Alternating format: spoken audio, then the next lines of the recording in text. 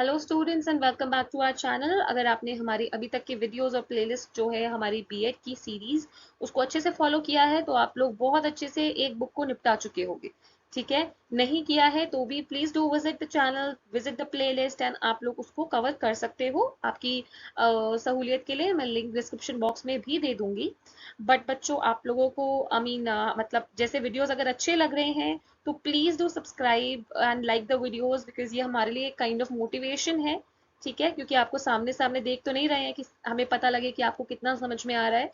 But then अगर आपको समझ में आता है, please do leave a thumbs up and do subscribe to the channel. It really helps us कि हम और अच्छे से वीडियोस आपके लिए लेकर आए।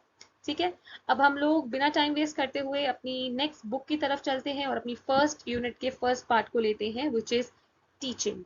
ठीक है, हम सब बीएड कर रहे हैं, क्यों कर रहे हैं? क्योंकि हमें टीचर बनना है, आगे जाके किसी को पढ़ाना है। अगर किसी का मकसद कुछ और भी है बीएड का तो भी मतलब एक जो जनरलाइज्ड है वो है बच्चों किसी को पढ़ाना। ठीक है, सो मेन फंक्शन क्या रहता है टीचिंग का? To make learning effective. जो लर्निंग का प्रोसेस है उसको थोड़ा इफेक्टिव बनाना, इजियर बनाना। ठीक है, देखो आप लोग एक आपने फ्रेज सुना होगा ना, बिना गुरु के ज्ञान नहीं प्राप्त होता है ना? तो टीचर्स क्या करते हैं? हमें ज्ञान देते हैं, हमारी लर्निंग को इजी करते हैं। हमारे पास सबके पास बुक्स होती हैं, हम लोग खुद पढ़ सकते हैं, बट क्यों हम लोग स्कूल जाते हैं, ट्यूशन जाते हैं, यूट्यूब पे आते हैं, हम वीडियोस देखते हैं? क्यों? क्योंकि ये जो टीचिंग है, उस जो टीचर्स हैं उनकी टीचिंग्स जो होंगी वो हमारी लर्निंग को इफेक्टिव बना देंगे। ठीक है, और ये जो टीचिंग लर्निंग का प्रोसेस है बहुत हैंड इन हैंड चलता है, बहुत क्लोजली रिलेटेड है। ठीक है, अलग अलग टीचिंग के डेफिनेशंस हैं। जैसे पहली एक डेफिनेशन कहती है टीचिंग एक एक्टिविटी है जिसके 4 फेजेस हैं। 4 कौन से फेज हैं? करिकुलम प्लानिंग फेज, जहाँ पे करिकुलम सेट होगा, क्या क्या पढ़ाना है। इंस्ट्रक्टिंग फेज, जहाँ पे इंस्ट्रक्शन काइंड ऑफ दी जाएगी, है ना, इंस्ट्रक्ट किया जाएगा। देन मेजरिंग फेज, एक मेजर करने वाला जो फेज है। लास्टली इवेल्युएटिव फेज, जहाँ पे इवेल्युएशन होगी, मार्क्स दिए जाएंगे, देखा जाएगा कि कितना अच्छा कितना बुरा या फिर कैसे करा है। ठीक है, उसके बाद में एच सी मॉरिसन के हिसाब से टीचिंग एक इंटीमेट कॉन्टैक्ट है, किसके बीच में? एक मैच्योर पर्सनालिटी और एक कम मैच्योर पर्सनालिटी, यानी कि मान लो आपकी टीचर और हम। ठीक है, जिस तरह से, और क्यों होता है इस तरह डिजाइन होता है कि जो मैच्योर पर्सनालिटी है वो लेस मैच्योर वाले को कुछ एजुकेट करेंगे। ठीक है, बीओ स्मिथ के हिसाब से teaching is a system of actions. Teaching एक एक्शंस का सिस्टम है, मतलब बहुत सारे एक्शंस को मिला के। और ये एक्शंस क्यों हो रहे हैं? लर्निंग्स बनाने के लिए, किसी को कुछ चीज लर्न कराने समझाने के लिए।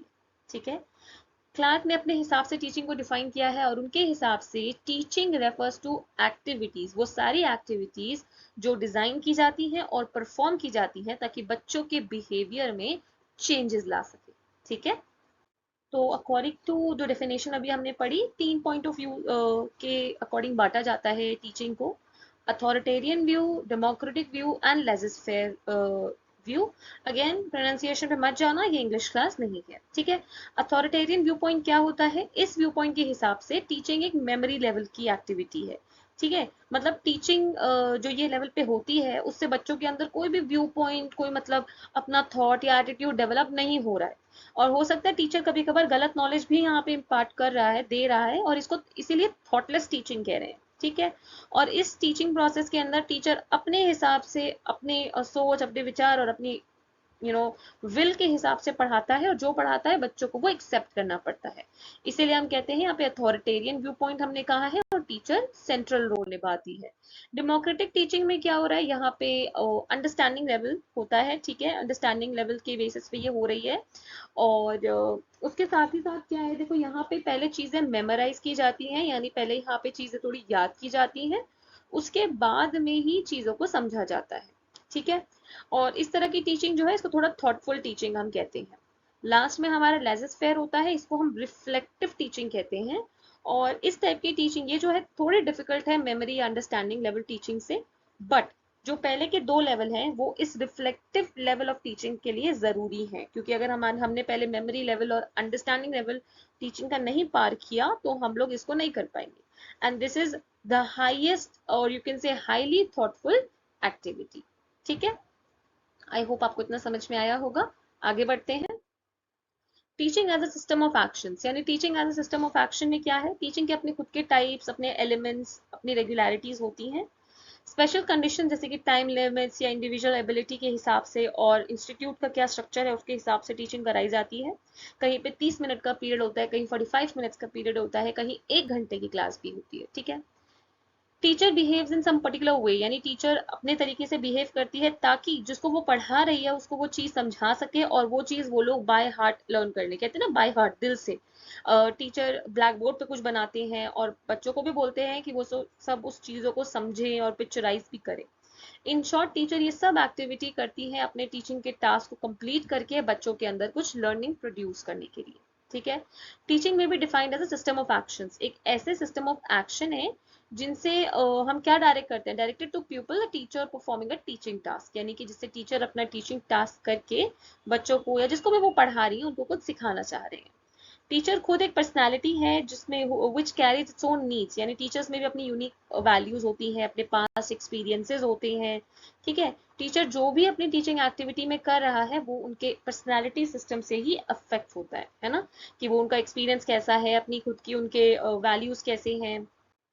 टीचिंग एज अ साइंस अगर हम कहें तो आज की एज में टीचिंग को एक फॉर्म ऑफ साइंस बोला गया है, इसी को आर्ट भी कहते हैं, कला भी कहते हैं।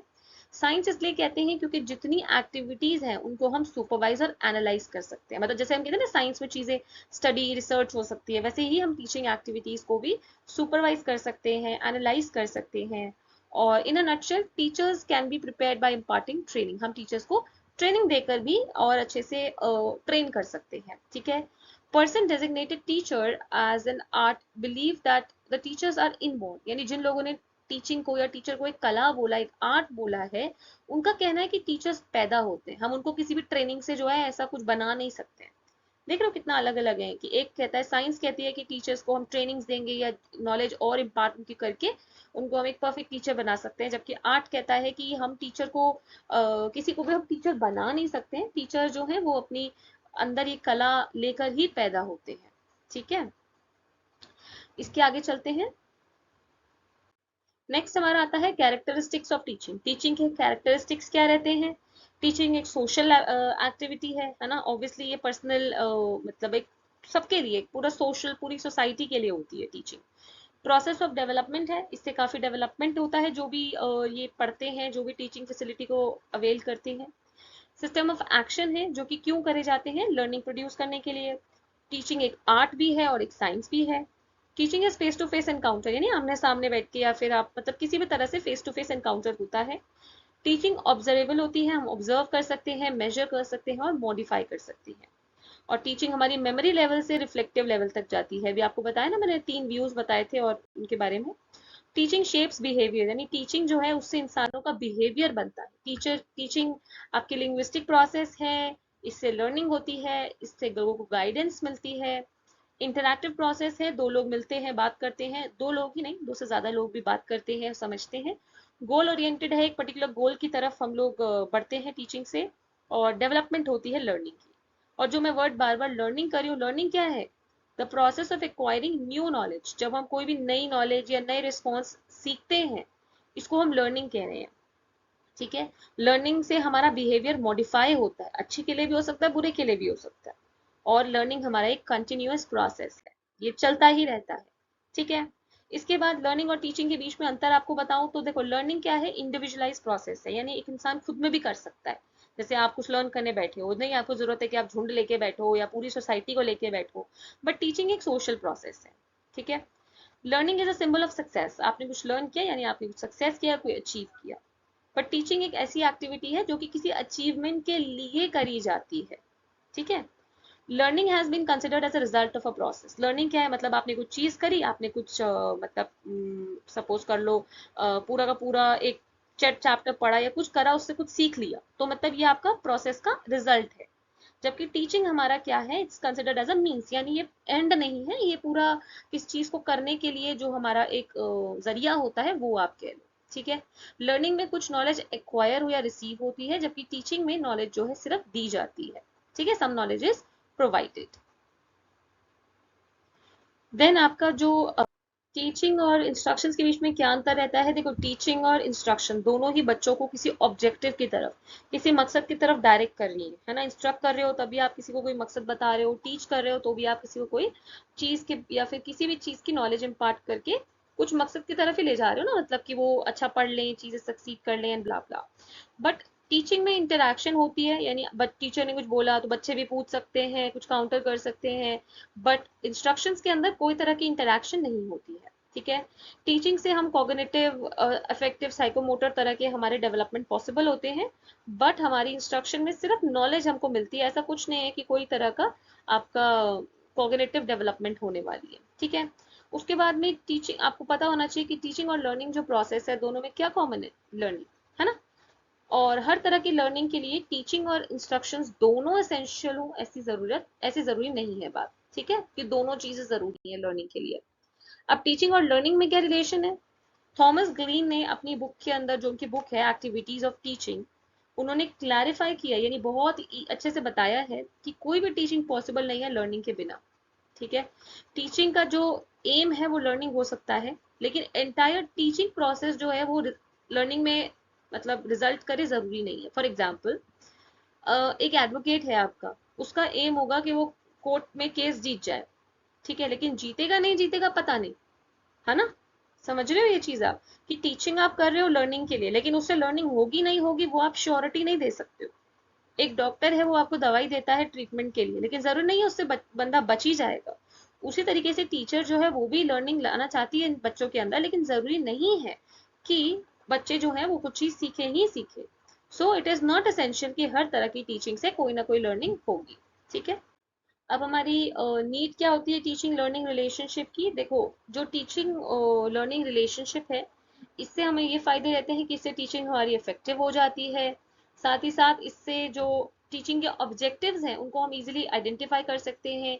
टीचिंग एड्स की सिलेक्शन इजी हो सकती है, स्ट्रैटेजीज बन सकती हैं टीचिंग की। ठीक है, और इसी से काफी टीचर्स जो है वो भी इफेक्टिव हमारी बन सकती है। अब इसके बाद देखो, ये तीन हमारे, मैंने आपको एक टेबल फॉर्म में दिया है। हमारे ऑब्जेक्टिव क्या है? कॉग्निटिव। कॉग्निटिव मतलब क्या लर्न करना है इसमें? टू नो, कुछ चीज को जानना समझना। इसमें किस तरह की टीचिंग का मेथड यूज होता है? Lecture method. अफेक्टिव मतलब टू फील, किस चीज को फील करना। अगर ऑब्जेक्टिव है आपकी अफेक्टिव डेवलपमेंट, तो उसका लर्निंग क्या है? कुछ फील करना। और इसको हम ड्रामेटाइजेशन, जो ड्रामा होता है उसकी मदद से टीच कर सकते हैं, समझा सकते हैं। साइकोमोटर मतलब टू डू, कुछ चीज करना। इसको हम एक्सपेरिमेंटेशन प्रोसेस से कर सकते हैं। जो टीचिंग लर्निंग रिलेशनशिप होता है उसको हम इन फैक्ट्स की मदद से भी और क्लैरिफाई कर सकते हैं। जैसे देखो, ब्लूम ऑब्जेक्टिव, ब्लूम ने किस हिसाब से बांटा है अपनी टीचिंग लर्निंग रिलेशनशिप को? Knowledge, comprehension, application, analysis, synthesis and evaluation. ठीक है। बिगेस ने आपके मेमोरी लेवल, देन आपका अंडरस्टैंडिंग लेवल और रिफ्लेक्टिव लेवल, इन तीन बेसिस पे डिवाइड किया है। ठीक है, एक्सप्लेन किया है। एंड गैंग्स ने आपके इसको signal learning, chain learning, multiple discrimination learning, concept, principle learning and problem solving, इनके बीच का रिलेशनशिप देखो आपको यहाँ दिया हुआ है। तो आपकी जो नॉलेज है, ठीक है, यहाँ देखो नॉलेज, सिग्नल लर्निंग, और ये आपके मेमोरी लेवल पे आता है सारा, तीनों चीजें जो भी हैं। ठीक है, नॉलेज, कॉम्प्रिहेंशन, एप्लीकेशन। देन आपका एनालिसिस और सिंथेसिस आपका अंडरस्टैंडिंग लेवल पे आता है, और इवैल्यूएशन आपका रिफ्लेक्टिव लेवल पे आता है। ठीक है। आई होप ये आपको समझ में आया हो। इसको आप अपने एग्जाम के लिए एज इट इज लर्न कर लेना, और इसका स्क्रीनशॉट ले लेना ताकि आप इसको एग्जाम में लिख सको। So that is all for this lecture. I hope आपको समझ में आया हो, and thank you for watching and keep learning.